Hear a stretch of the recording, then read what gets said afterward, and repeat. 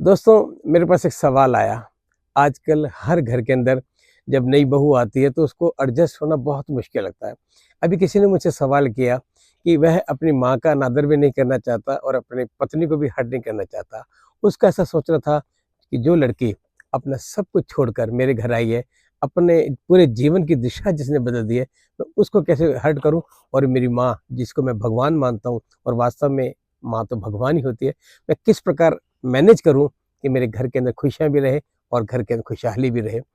दोस्तों, देखिए आपकी बात बिल्कुल अच्छी है, बिल्कुल सही है, सोचने योग्य है। इसमें एक विषय आप देखिए, माँ मैच्योर होती है और आपकी वाइफ़ को माइंड मेकअप अब वो करना है। उसका सबसे बढ़िया तरीका ये होता है कि जब भी कोई ऐसे विवाद हो, मौके को टालें और किसी के सामने किसी को कुछ भी ना कहें। और जब दोनों अलग हों, तो वाइफ़ को समझाएँ कि देखो बुज़ुर्ग व्यक्ति हैं, उनको किस प्रकार मनाना है। ये हमारी शान है, हमारी इज़्ज़त है। हमारी माँ खुश रहेगी, तो ईश्वर खुश रहेगा, क्योंकि सभी जानते हैं भारतीय संस्कृति में माँ भगवान का रूप होती है। और माँ को भी अकेले में हो, ये समझाएँ कि माँ, जो आप कहेंगे वही होगा, पर देखो वो भी आपकी बच्ची है, सब कुछ छोड़ के आई है, उसे हमारे घर के तौर तरीकों को समझने में समय लगेगा।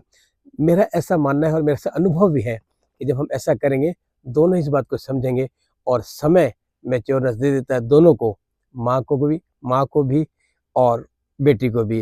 वैसे हमारे शास्त्रों में लिखा है, जहाँ सुमति तहाँ संपत्ति नाना, जहाँ कुमति तहाँ विपत्ति निदाना। तो जहाँ में सुमति होती है वह संपत्ति होती है, इसलिए प्रयास करें घर में किसी भी प्रकार की अशांति ना हो। बाकी कई ऐसी चीज़ें होती हैं जो शब्दों में बयान नहीं की जा सकती, मौके पर देखकर उसका निर्णय लिया जाता है। यदि आप सच्चे हृदय से प्रयास करते हैं, तो ईश्वर आपकी सहायता करता है और आपको इसकी प्रेरणा देता है। सुनते रहिए द एचसी मृत्र show on your box FM. Think out of the box.